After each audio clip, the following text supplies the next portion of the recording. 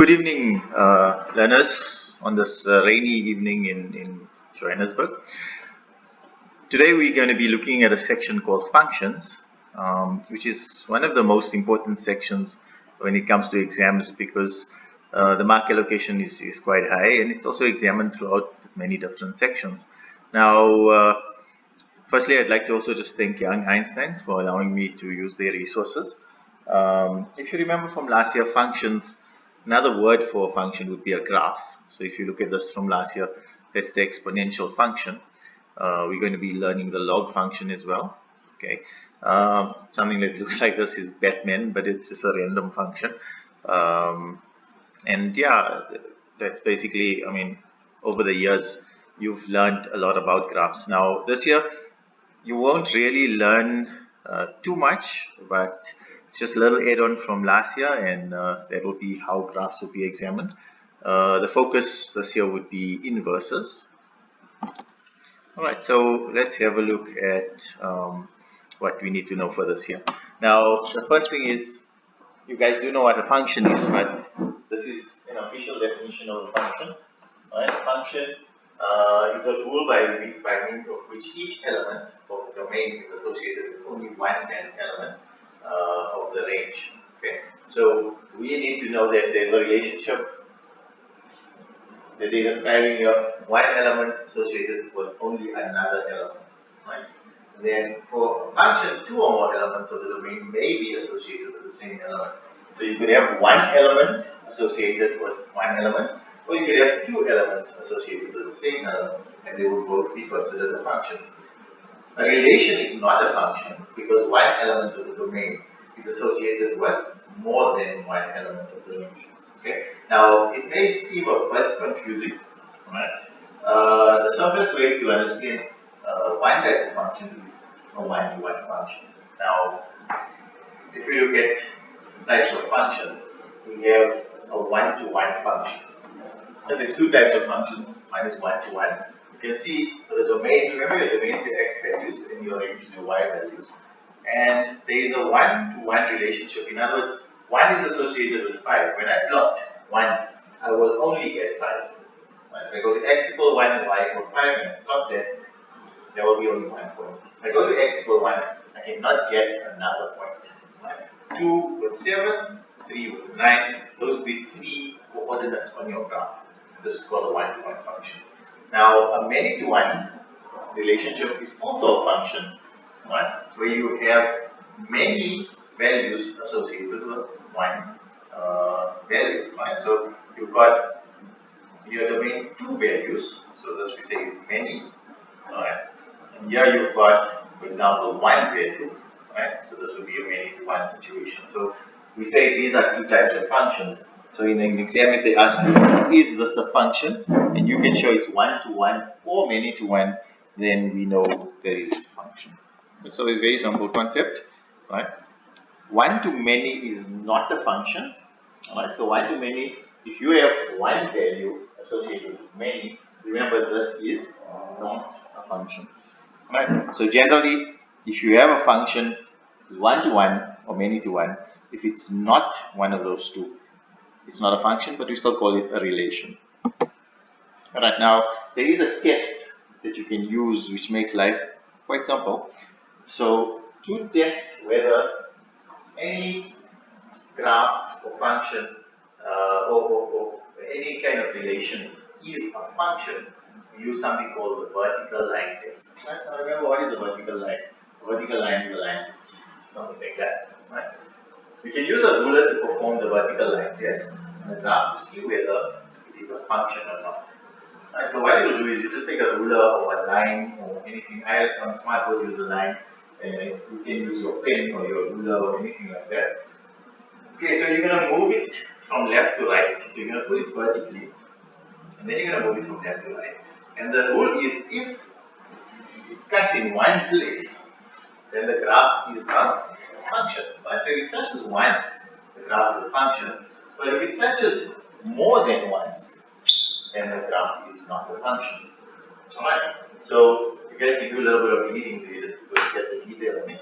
Okay, and then we have the horizontal line test. Now, first what I want to do is I want to look at the horizontal line test and the vertical line test, just to get an idea of what it is. Okay. So, if I look at the vertical line test, now I look at these graphs given on the board. I want to know, are they functions or not? Okay, so what I do is I take my vertical line, and you can use a pen or and I put it here, and I move it across.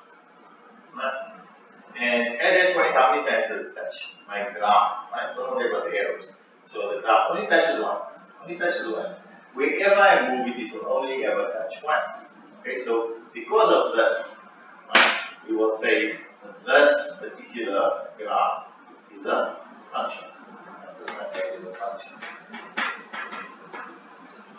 Alright, let me test the circle out now. Okay, so I'm going to test the circle out. Okay. When I move this line on my circle, how many times is this? Here, yes, it does touch once. But if I move it along here, now you can see it's touching two different places. Touches in two places. In other areas, it doesn't touch. Sometimes it touches once. But the fact that at some point it touches it more than one place tells us that this is not a function. In other words, it's a relation, right? It's not a function. Okay. Let's look at another one. Okay, so now what you learn after a while is this shape here is an inverse of a parabola. It looks like a parabola but inside. So as I move it along, you see that it does touch in two places. Okay, so this one is not a function. Okay, so what you must remember then is that a parabola is a function, but its inverse is not a function. That's one thing you'll come to know. Okay.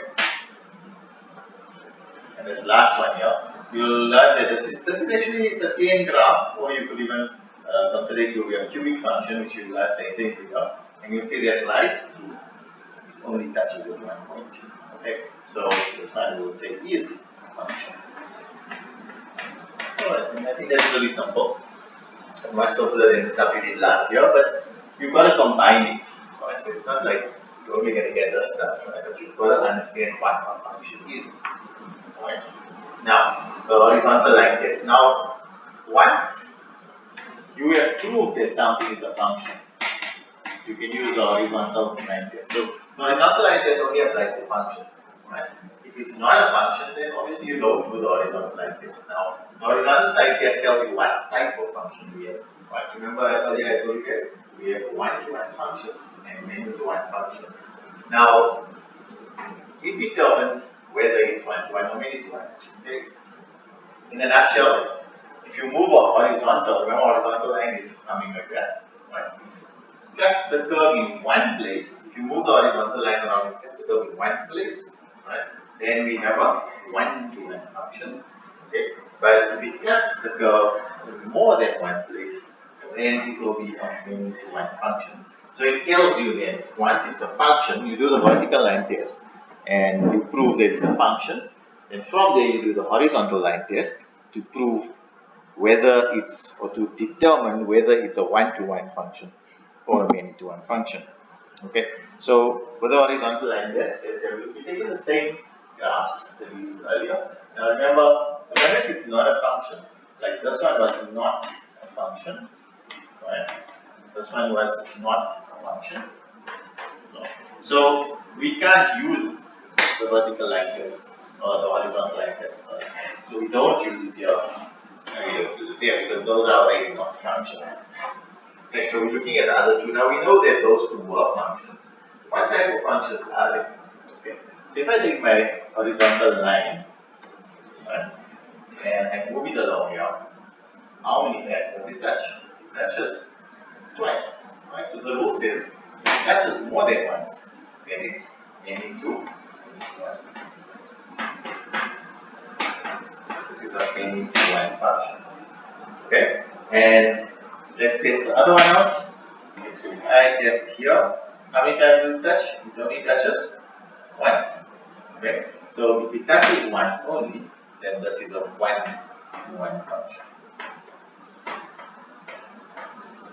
Alright, so it's as simple as that.